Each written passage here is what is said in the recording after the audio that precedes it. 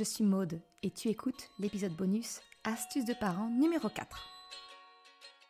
Salut et bienvenue sur le podcast S'élever en même temps que son enfant. Je suis Maude, coach certifiée chez Mercredi, mais surtout maman de 3 enfants.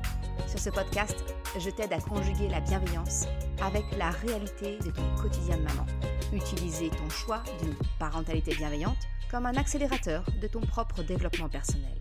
T'aider à changer de regard sur les situations que tu vis avec ton enfant pour t'en servir, pour grandir et apprendre sur toi. Cet été, je te propose un nouveau format d'épisode que je vais tester. Des épisodes courts sur un sujet précis pour t'aider à éviter peut-être certains pièges dans ta parentalité. Mais attention, la parentalité bienveillante, ce n'est pas que des trucs et des astuces, c'est tout un changement de posture selon moi.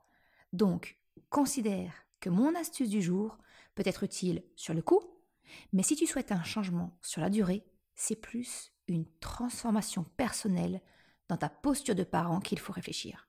Et c'est exactement ce que je te propose dans la formation S'élever en même temps que son enfant. Ou tout simplement, si tu souhaites débuter dès maintenant, en apprenant à accompagner et vivre tes propres émotions grâce au guide que je t'offre sur mon site, La boussole des émotions. Tu trouveras le lien en description de cet épisode. Hey, salut! On se retrouve pour ce dernier épisode de l'été que je te partage sous la forme d'un épisode court pour quelques astuces de parents. Alors aujourd'hui, j'ai envie de te parler de ce qui m'aide finalement au quotidien avec mes enfants. Eh bien, c'est d'utiliser la langue des signes. Et oui, même s'ils ont maintenant officiellement 9 ans, 7 ans et 4 ans, parce que oui, Krapopoulos a soufflé sa 4e bougie il y a quelques jours maintenant. Mais tu vois, même s'ils ont 9 ans, 7 ans et 4 ans, j'utilise toujours avec les 3 la langue des signes. Alors je t'en ai déjà parlé, j'ai découvert la langue des signes avec mes enfants lorsqu'ils étaient bébés. Ça a littéralement sauvé la phase critique des 18 mois, 2 ans. Tu sais, cet âge où ton enfant se braque parce qu'il ne parvient pas à se faire comprendre. Eh bien aujourd'hui, j'ai envie de te parler de la langue des signes, mais pour des enfants qui sont largement en âge de parler. Parce que oui, nous l'utilisons toujours, j'ai envie de te dire même dans différents cas de figure que je vais te partager maintenant. Le premier cas où j'utilise encore la langue des signes, eh bien c'est pour pouvoir rappeler une consigne à distance à mon enfant. Alors tu la connais déjà probablement cette scène qui est très classique chez tous les parents. Tu sais, c'est quand tu te retrouves loin de ton enfant et que tu vois qu'il est en train de faire quelque chose que tu ne veux pas, que tu veux qu'il cesse ou qu'il se calme ou autre, et que tu te mets à hurler devant tout le monde de cesser sa bêtise, de se calmer, de mettre son manteau parce qu'il fait froid. Et qu'importe, on se retrouve tous à ce moment-là à hurler à distance à notre enfant. Dans ces cas-là, il faut bien se l'avouer, de 1, eh bien, on tape la fiche à notre enfant, on peut lui faire honte. Nous aussi, on n'est pas spécialement à l'aise de se faire remarquer ainsi, de hurler « Mets ton manteau !» devant tout le monde. Et puis, c'est sans parler du fait que niveau efficacité, on a vu mieux. Parce que dans le meilleur des cas, ton enfant va faire semblant de ne pas avoir entendu. Dans le pire, il peut même utiliser le fait qu'il y ait du monde comme ça, d'utiliser, je dirais, l'espace public pour remettre un peu en question notre demande. J'aime pas dire qu'il va te défier parce que je pense sincèrement que les enfants ne défient pas naturellement. Ils apprennent à le faire, mais naturellement, ils n'ont pas ce comportement-là. Mais tu vois l'idée, dire là, il y a trop de monde, tu vas pas oser venir, tu vas pas oser mettre à exécution. Bref, tout ça, ça n'a rien de très efficace. Si ce n'est, effectivement, d'apprendre par mimétisme à ton enfant que lorsque l'on fait une demande, eh bien, on hurle au lieu de se déplacer et de demander calmement. Bon, je pense que je n'insiste pas, tu vois très bien le côté improductif de cette méthode. Moi, à la place, ce que je te propose comme petite astuce, eh bien, c'est d'utiliser la langue des signes.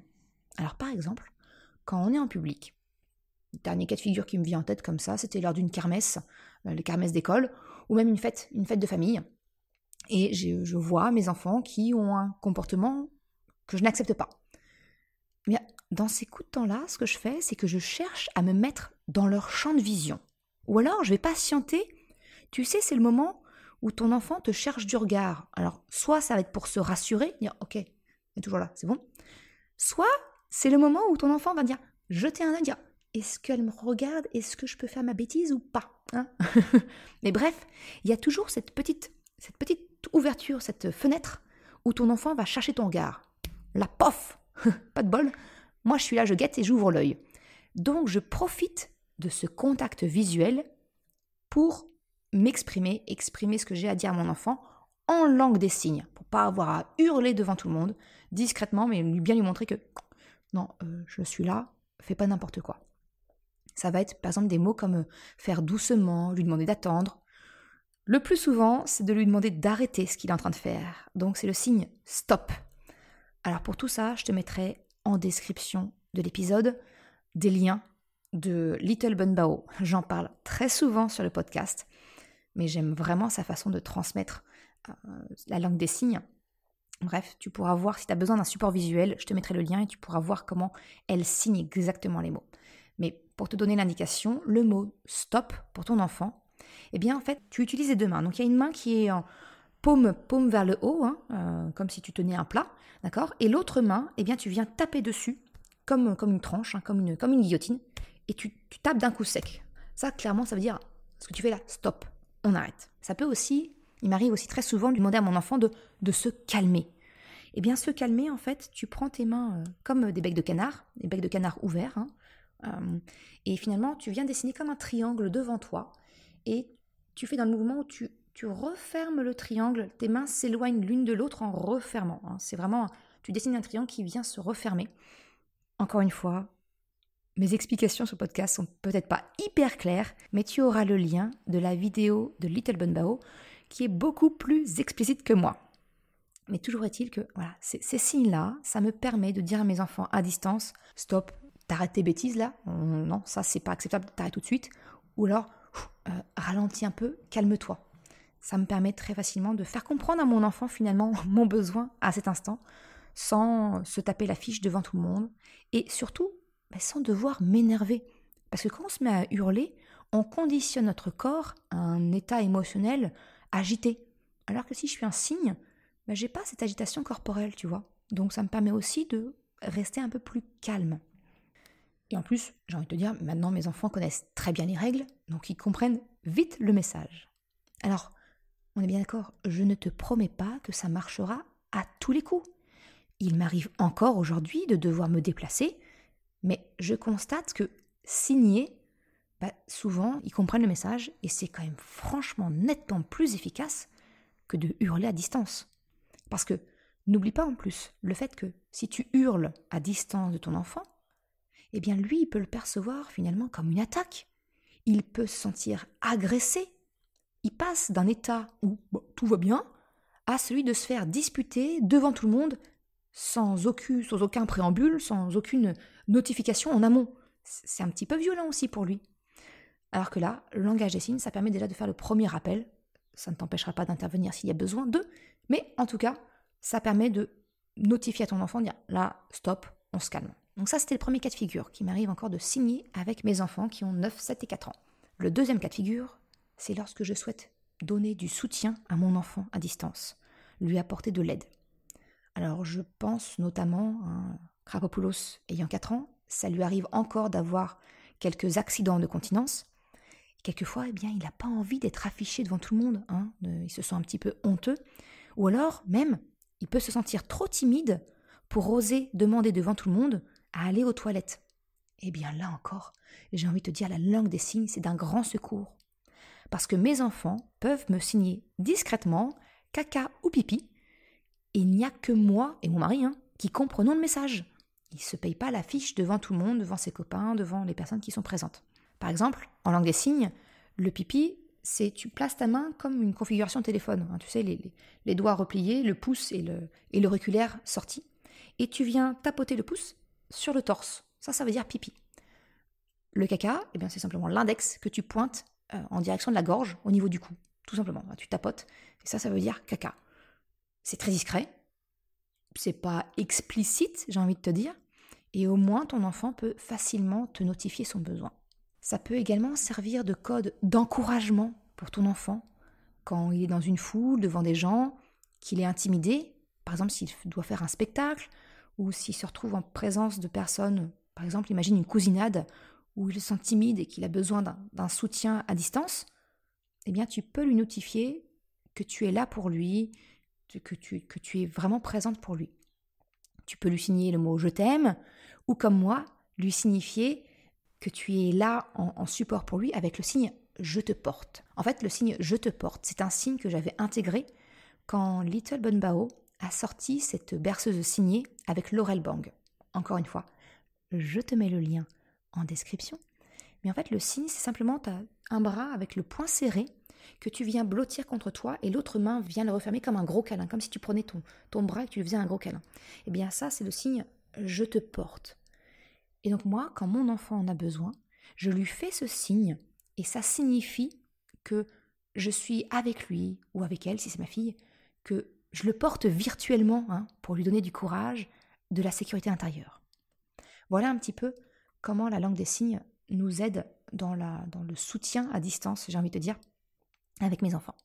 Et le troisième et dernier cas de figure que je vais te partager, eh bien, c'est dans le cas où on se sent submergé par une émotion trop forte qui nous empêche de parler.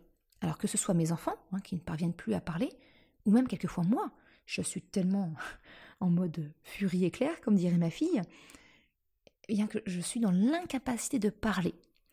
Eh bien, c'est alors très facile. Le corps, on est encore maître de notre corps. C'est pour ça d'ailleurs qu'on va taper, le corps va chercher à s'exprimer. Eh bien, autant utiliser le corps, qui est encore en capacité de communiquer, eh bien, pour lui donner la possibilité de communiquer l'émotion que l'on est en train de vivre. Alors, j'ai envie de te dire, dans la grande majorité des cas, en tout cas chez moi, ça va être la colère. Mais ça peut être aussi la tristesse, quelquefois. Eh bien, il me suffit de signer à mon enfant que je suis en colère, ou mon enfant, quand il est bloqué dans son émotion et qu'il ne parvient pas à me parler, peut me faire ce signe, le signe de la colère pour me dire que voilà, de lui laisser l'espace et me signifier, eh bien en fait, ce qu'il est en train de vivre. Le signe de la colère, encore une fois, je te mettrai le lien de Little Bon Bao qui illustre bien comment elle fait. Mais en gros, imagine tes deux mains, tu en fais des griffes, tu les recourbes, les doigts crispés, prêts à, comme un chat, et tu les retournes contre toi. Et tu viens sur le buste de haut en bas, comme si tu griffais, que tu remontais comme ça tes griffes. Ça, c'est le mouvement de la colère. Et voilà, encore une fois, c'est un autre exemple où la langue des signes peut être utilisée pour communiquer quand tu n'es pas en mesure de parler. Et c'est un signe qu'on utilise encore avec mes enfants qui sont pourtant en âge de parler. Je te répète, 9 ans, 7 ans et 4 ans, ils sont tout à fait en mesure de parler. Mais voilà, quelquefois on se retrouve bloqué et la langue des signes, c'est utile, c'est pas que pour les bébés. Voilà ce que je voulais te partager dans cette dernière astuce de l'été. Je te remercie d'avoir écouté cet épisode jusqu'à la fin. Comme tous les épisodes bonus de l'été, tu n'auras pas de retranscription sur le site mercredi.com. Par contre, tous les liens mentionnés sont en description de l'épisode. Si tu as aimé cet épisode, s'il t'a été utile, je t'invite à le partager, à en parler autour de toi. Ou si le cœur t'en dit, de me laisser un commentaire et une note 5 étoiles sur Apple Podcast ou Spotify. Déjà, ça m'aide à me faire connaître parce que ça va montrer à l'algorithme que le podcast est utile et en plus, ça m'encourage à progresser. Un grand merci à celles et ceux qui prennent le temps de le faire ou de m'écrire un message ou un mail. Je te souhaite une excellente journée, après-midi, soirée, quel que soit le moment où tu écoutes, et je te dis à la semaine prochaine pour un nouvel épisode. Ciao!